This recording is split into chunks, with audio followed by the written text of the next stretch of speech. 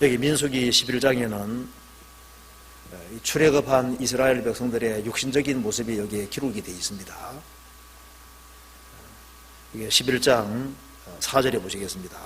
오늘 먼저 제가 말씀드릴 계율을 먼저 잠깐 보시겠습니다. 11장 4절에 이스라엘 중에 섞여 사는 무리가 탐욕을 품음에 이스라엘 자손도 다시 울며 가로되 누가 우리에게 고기를 주어 먹게 할꼬. 출애굽을 할 때 이스라엘 민족만 나온 것이 아니라 이스라엘 민족이 아닌 잡족이 같이 나왔습니다. 그러니까 항상 문제를 일으키는 사람은 이스라엘 민족 속에 있는 잡족이 있는 거예요. 잡족이 먼저 문제를 일으키고 이스라엘 백성들은 덩달아 거기에 영합해서 죄를 짓는 일이 생겼습니다. 이걸 통해서 우리가 출애굽한 사람 속에도 섞여 사는 무리가 있었던 것처럼 구원을 받았다는 사람 속에도 구원을 받지 아니한 사람이 섞여 있을 수 있는 겁니다. 그런 게 가만히 들어온 자가 있다고 되어 있습니다. 그래서 나중에 어떤 교회적으로 큰 무리가 생기고 나면은 나중에 보면은 그 주된 역할을 한 사람들이 구원을 안 받은 이제 그런 사람들 또 있는 거예요.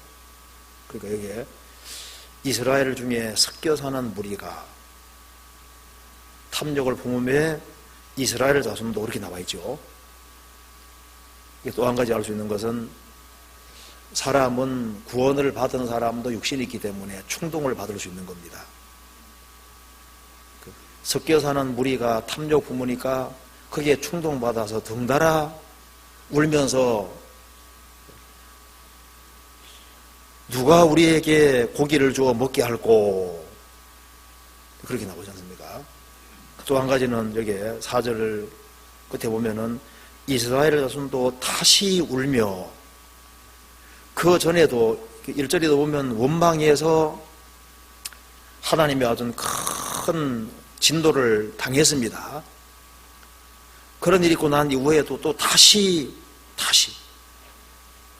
그래서 육신적인 생각을 가지고 있고 육신의 소욕에 잡혀 있으면은 상황과 환경은 항상 바뀔 수가 있기 때문에요. 언제든지 또 똑같은 짓을 또 똑같이 또 할 수 있는 거예요. 그죠? 여기 육신의 모습이 잘 기록되어 있습니다. 기회가 주어져서 충동받으면 또 똑같은 일을 하게 되는 겁니다. 그리고 5절에 보면은 우리가 애굽에 있을 때에는 값없이 생선과 외와 수박과 부추와 파와 마늘들을 먹은 것이 생각나거늘 이제 출애굽에 있으면은 에집트를 잊고 이제 가나안을 향해 나가 가나안 땅을 바라고 가나안 땅 생각이 되지 않습니까? 그런데 이제 과거를 이끌어 드리는 겁니다. 이전 건 지나간 건데 계속 과거에 연연하는 겁니다. 과거를 생각하는 거예요. 이제 주님의 생각을 받아들이고 주님이 주고자 하는 것이 무엇인지를 생각을 해야 되는데 출애굽하기 전에 그 애굽 땅에 있는 걸 자꾸 생각하는 겁니다. 그리고 과거를 미화시키는 거예요. 우리가 애굽에 있을 때에는 값없이 생선과 외와 수박과 부추와 값없이가 아니죠. 이스라엘 민족은 수백 년 동안 그 종로로 살면서 아주 고통 속에 살았습니다. 그러면서도 여기서는 값없이 에집트에 있는 것을 아주 미화시키고 있습니다. 그렇죠? 그리고 생각나거늘 육신의 생각입니다. 그렇죠? 그러면서 또 뒤에 보면은 6절에 이제는 우리 정력이 쇠하되 이 만나 외에는 보이는 것이 아무것도 없도다 하니 만나 외에 아무것도 보이는 것이 없다. 하나님이 함께 계시지 않습니까? 하나님 역사가 있고 축복이 있는데 그게 안 보이는 거예요. 그렇잖아요. 그리고 만나가 얼마나 맛이 있었는데 기름 섞은 과자 맛 같은 그런 맛이 있는데 그 만나를 싫어하는 겁니다. 그래서 하나님께서 나중에 고기 주워 먹게 해달라고 하니까 하나님께서 코에 냄새가 나도록 1개월간 잔뜩 먹여주시는 거 아시죠? 메추라기 몰고 와서. 그러잖아요. 그래서 메추라기 먹고 난 다음에 메추라기가 일단 이 고기가 이 사이에 있을 때 하나님께서 쳤습니다. 그러니까 하나님께서 이 만나를 엄청 내려주는 걸 봤을 때 뭘 봐야 되는 겁니까? 거기에서 야, 이게 하나님 앞에 내가 엄청난 큰 죄를 지었구나, 그거 생각해야 되는데, 여기 32절에 보면은 백성이 일어나 종리를 종냐와 그 이튿날 종리를 토록 메추라기를 모으니,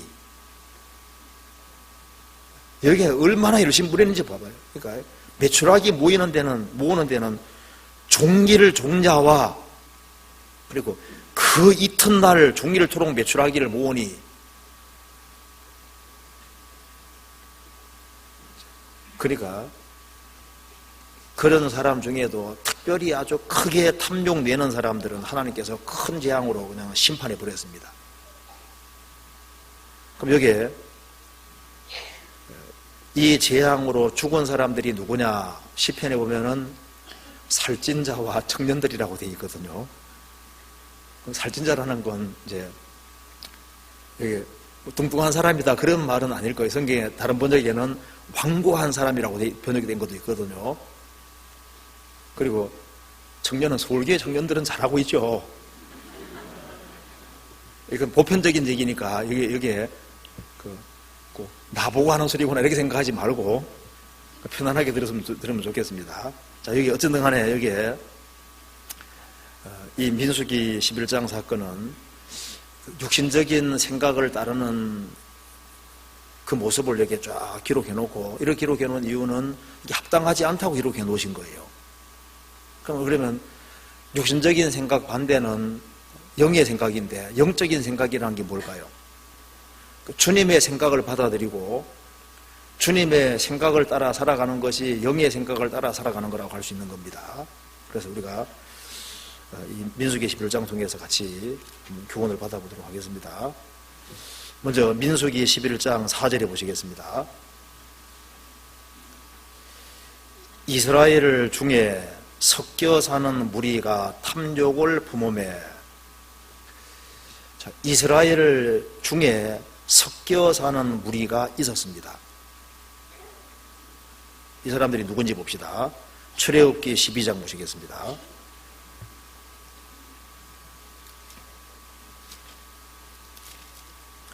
(12장) 37절입니다.